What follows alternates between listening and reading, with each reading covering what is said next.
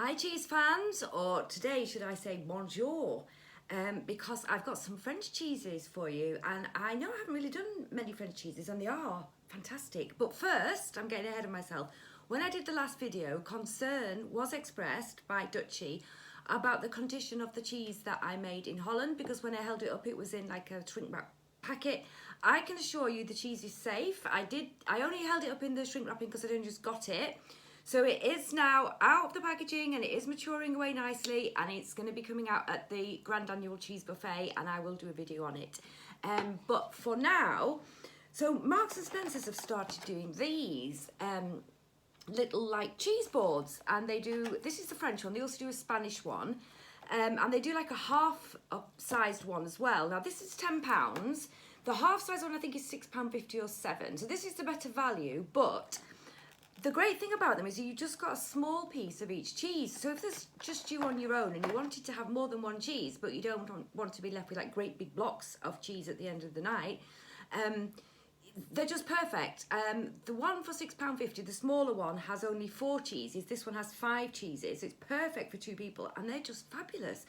And I'm usually not so much of a fan of Marks and Spencer's cheeses, but these are great. So they come with this little, you don't get this in the smaller one, like a kind of lemon preserve, which went really well with the Spanish ones. I'm not sure how it's going to go with the French ones, but M&S put it in there. So, wow. And oh, these are so cute. Look. The cheese have got this like little thing on that says the name of the cheese. Oh, so cute. Très joli. So where to start? Okay, so we've got the Tom, which doesn't come in the smaller version. Now Tom is kind of, it's a French cheese, it's kind of a generic name for cheeses that is made in this region, which would either be the French or the Swiss Alps. It's a cow's milk cheese, so it can vary in quality.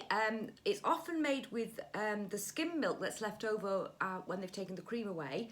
And it is one of those cheeses that's seasonal, where in the winter you can get lots of hay and nuts, and you can get lots of meadow and grass in the summer. It's cow's milk.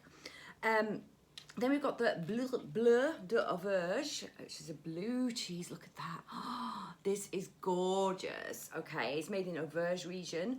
They used to make the holes by using like rye bread moulds and then like poking it with needles. Now it's produced obviously in a more industrial scale, and they do sometimes use a milder penicillin than they would for something like Roquefort, but it does have those kind of lovely velvety, sweet, fresh blue moulding. Right, so then we've got the oh, this is gonna fall apart. Wow. The crottin de chèvre, the goat cheese. Now, crottin is a word that I understand to mean something like manure or dung, and it's used because you sometimes get what they call the crottin in like a little ball of cheese, because as the cheese ages, the rind goes brown, so it looks like a little dung ball. French goat cheese is absolutely gorgeous, and I love it when they sort of like grill it and put it on a salad with some hazelnuts. Wow. Okay, this is the smelly one. This is the wash rind. It's Marolles.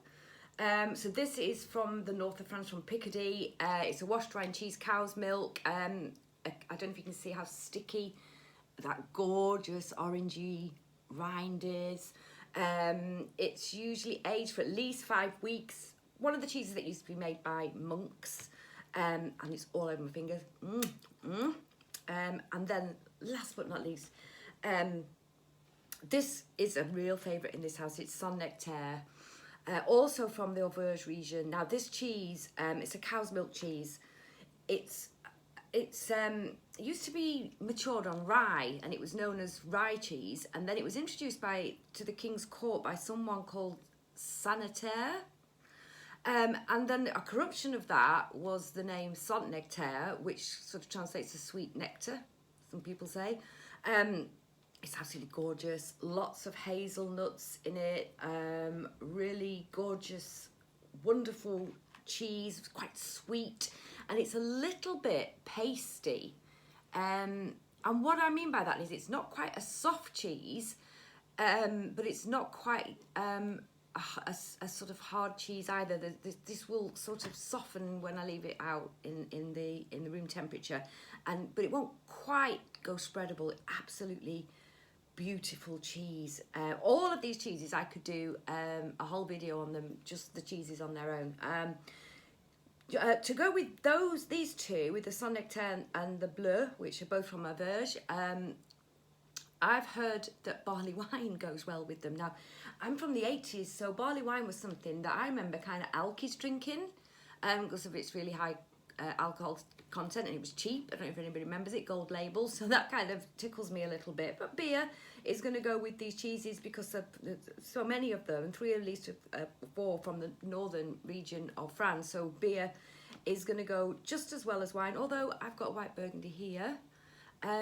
So yes, Marks and Spencer's, you can get one of these for 2 or for 1, or you can get the smaller one, and the Spanish one's good also, and I'll try and get that one as well. Oh, hang on, so this is their Christmas sourdough, which is the Marks and Spencer's doing. Been to the big one in Warrington, been to IKEA today, and apparently it's got Christmas flavours in of like sage and onion, and then pumpkin seeds and cranberry, which is kind of like a sort of Anglo-American kind of Christmas.